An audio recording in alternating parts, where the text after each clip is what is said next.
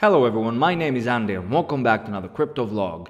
Today we're looking at options of where to store your freshly bought cryptocurrencies. A question that occurs sometimes is that which one is the more secure and which one is the more accessible and easy to use. So we're going to try to answer that now.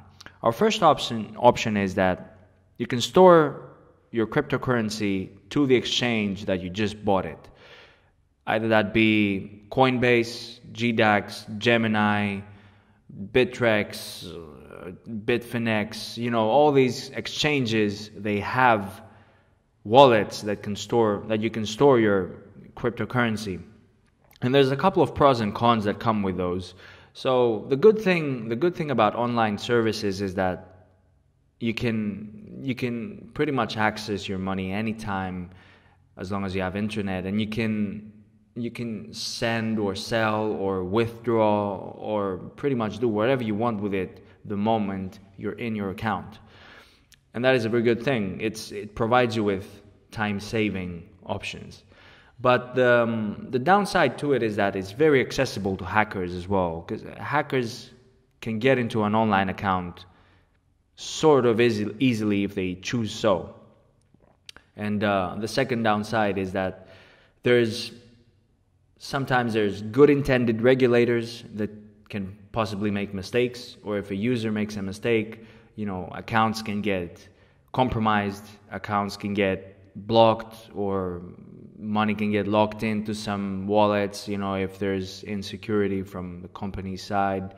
So I'm not saying these things are non-reversible, but they do waste a lot of time of yours in order to have the most secure way to be retrieving something that was not your mistake in the first place. So that is a thing to take into consideration. Our second option is, by the way, the online stuff, I'm gonna have links to each one of these if you want to check them out. We have a desktop app or a desktop wallet, and a desktop wallet is very accessible as well in terms of the speed of moving money and receiving money and pretty much doing whatever you want with it as well. And the good thing as well about it is that there's no third party involved, so there's no exchange for you to be speaking to, and there's no regulators and stuff like that. It's just you and your desktop app with no third party. That's a very good thing because it avoids the things that we stated before. But desktop apps, if you're using them in a mobile phone as well, let's take Exodus for example, the downside to it is that people can get a new SIM for another phone, and they can copy your number into that new SIM by contacting your provider, and by that way they can possibly restore your passwords in another phone and then have access to your apps like Exodus and whatnot. So it is still possible for hackers to get into a desktop app or a mobile app that you're storing your money. But in terms of accessibility, they're still very fast to use and very easy.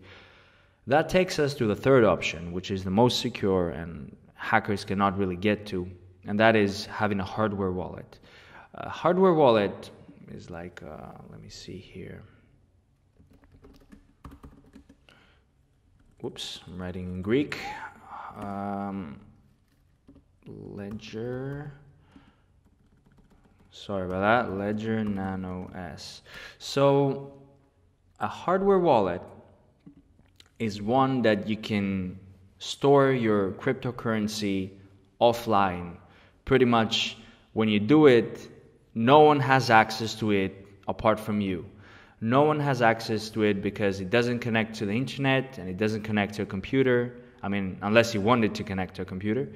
And once you put your money in, you can just forget about it, store it somewhere in your house, and whenever you need your money back, then you plug it in. So the only downside to having a hardware wallet is that it's physical damage, really. So if you break it or if you lose it, then with it, your money's lost as well.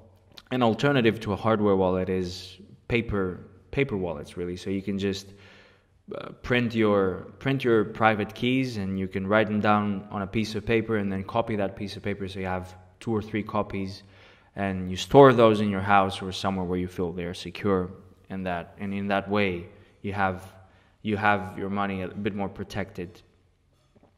But in terms of security, whatever doesn't connect to the internet is more secure, and whatever connects to the internet directly or indirectly is a bit more vulnerable in that sense.